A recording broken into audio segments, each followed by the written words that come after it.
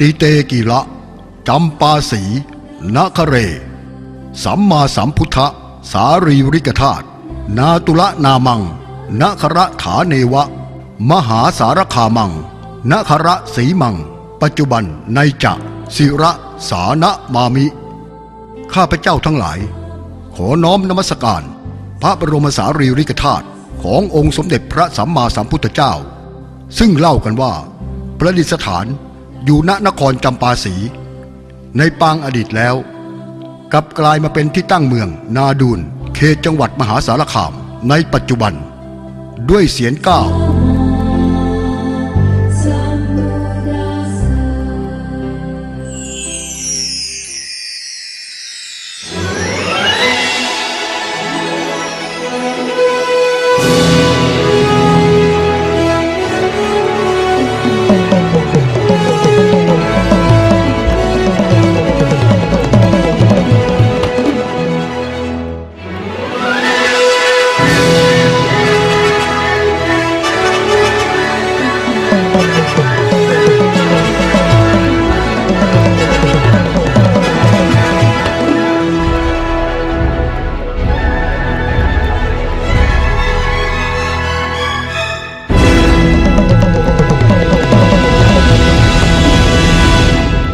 ด้วยความศักดิ์สิทธิ์ขององค์พระบรมธาตุนาดูน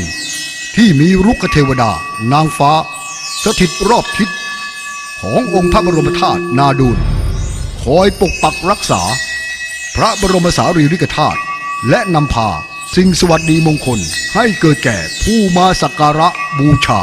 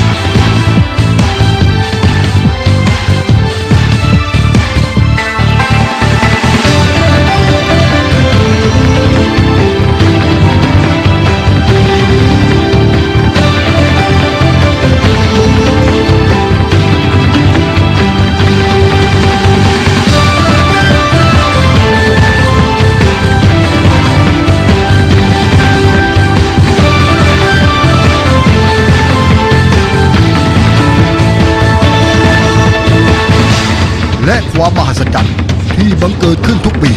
ในงานนมัสการพระบรมธาตุนาดูนสร้างความตื่นตระหนกให้กับผู้มาเยือนนั่นคือในวันนมัสการพระบรมธาตุทุกปีจะมีเหล่าบรรดางูน้อยใหญ่มากมายเลื้อยเกาะเกี่ยวอยู่รอบองค์พระบรมธาตุ